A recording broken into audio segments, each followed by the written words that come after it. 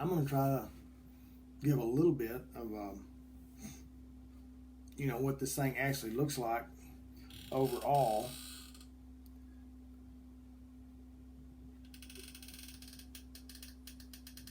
It's kind of hard to see. There's the 12th fret is marked there. The rest of the frets are marked on the side. That's where I look most of the time anyway. There's those little switches right there on the top of that. Trying not to hit my other guitars over here. Nice shiny Resonator cover. There's that. I'm going to turn it up like this so I don't hit something. There is that piezo right here. And I have this on there just to kind of, you get a little bit of sympathetic strings there sometimes that I don't care for, and I've got that on there. You can take it off and it sounds fine. I just like to dampen that that sympathetic ringing that you get sometimes on that. The tailpiece there is recessed so you don't see the strings. You don't see the ball ends of the strings. And excuse me.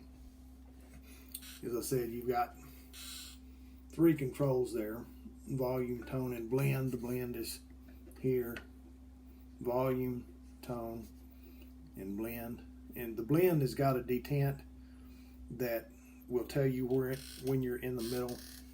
So that makes it nice. The back of the headstock. Yeah, there we go.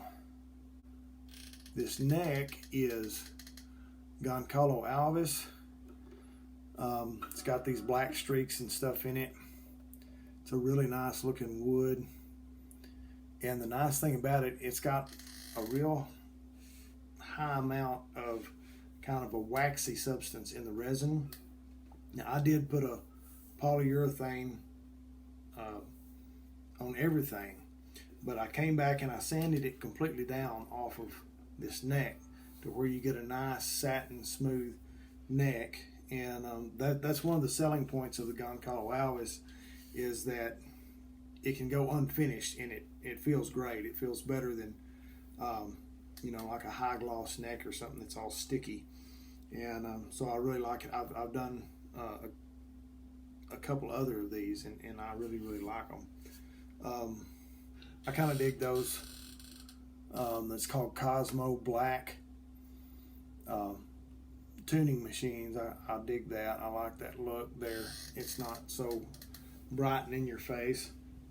I wish they had it for these right here. Although that looks great also. This is a spruce top binding all the way around. No, there's a view of the back. I didn't finish that. I'll turn it over this way. There's the control cavity. That some pickguard material that I had that matches that Cosmo Black pretty well. And then it's a 2-piece alder body that is chambered, or whatever you want to call it. It's basically a semi-hollow, because all of this is hollow all the way up through here. Everything's hollow other than basically where the cone sits in there, and then the outside of the guitar. And I'm sure that's part of the reason that it has such a great acoustic tone and acoustic volume. But anyway, that's just kind of a look at the instrument itself, and I wanted to throw that in there. So anyway, okay, I'm going to do a little demo on the Resonator that I just finished. But to start with, I want you to hear what just a regular electric guitar sounds like acoustically, and then compare it to what the Resonator sounds like, which is built as an electric resonator. but I want you to hear what the difference in the volume sounds like between the two, and what a difference that resonator makes. So this is just a Les Paul style, Epiphone Les Paul, and unplugged.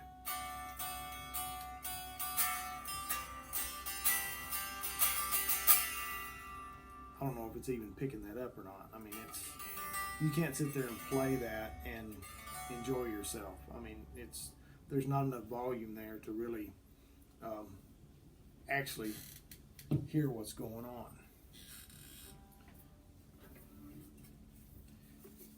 Okay, on the resonator, not plugged in, and of course this is tuned to open D, so I can't play the same chords, but just listen to the open G. I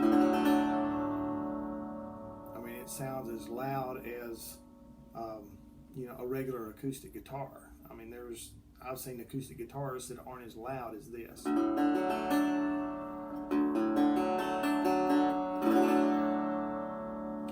Amazed whenever I first got it strung up, hit a chord, and I'm like, wow. So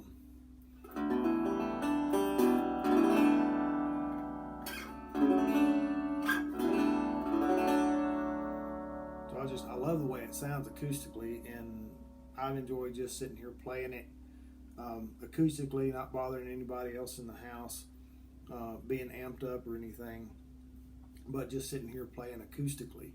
And it's great for that. There's no reason to have to plug it in unless somebody else needs to hear it, or you just want to get your reverb and tremolo going and stuff like that. But to be able to sit and play it and enjoy it, you don't need it to be amplified at all. It sounds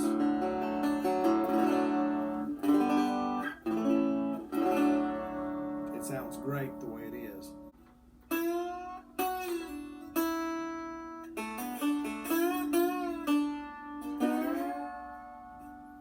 Well, I used to wake the morning for the rooster crow, searching for soda bottles to get myself some dough. Running down to the corner, down to the country store, cash 'em in and give my money to a man named Curtis Lowe. It's about as good as I get. So that's the Seymour Duncan P-Rails pickup right here. It's a P90 style pickup with a rail pickup. The two single coils together make it a humbucker pickup, but it's mounted in a Seymour Duncan triple shot mounting ring that has dual switches on it, and if you change those switches, then you change the configuration of the pickup. If you put them both down like that, that is just the rail portion of the pickup. Down here is a single coil. I actually had part of the piezo pickup on, so I turned that off.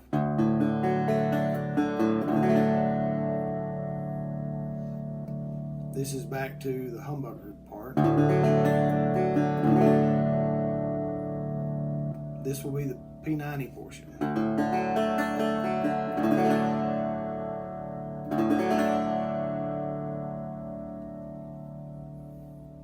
And then that's back to the humbucker. I just love the humbucker the way it is. And so, I mean, that's the way I've been playing it. It's got such a rich, full sound.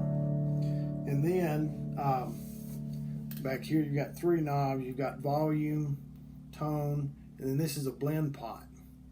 So, as I said, there's a Schaller, Oyster, piezo pickup in here. It's made specifically for internal mounting in acoustic instruments. You can see the little silver there just a little bit. That's the back part of it.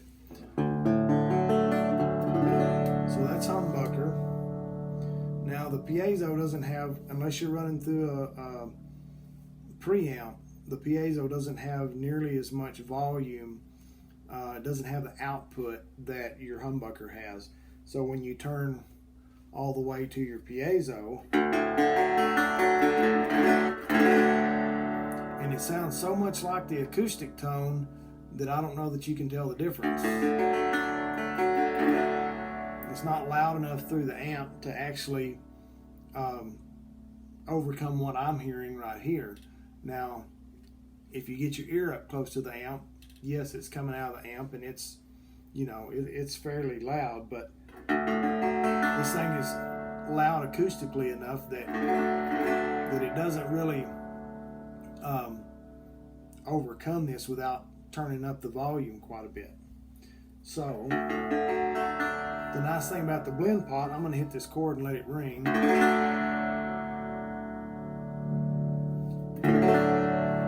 You can bring the two together in basically in any amount of either one that you want. So right there is just like 50-50, and it gives you a little bit brighter tone. It brings in those highs, it brings in the tinny sound of the resonator cone. So I really like running them together at both on at 100%. If you dial back just a little bit, that's more back onto the piezo, and you still got a little of that bass from the magnetic pickup, but at the same time you're getting a whole lot of the acoustic sound off this cone. Again,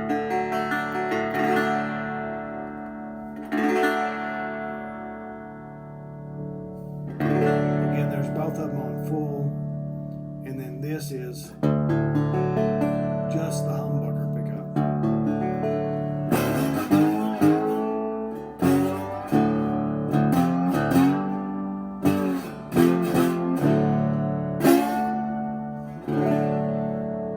I just love the way this thing sounds. So now I'm going to hit it with a little bit of, I'm going to put it back to 50-50, or actually both on 100%. And I'm going to hit it with a little bit of overdrive.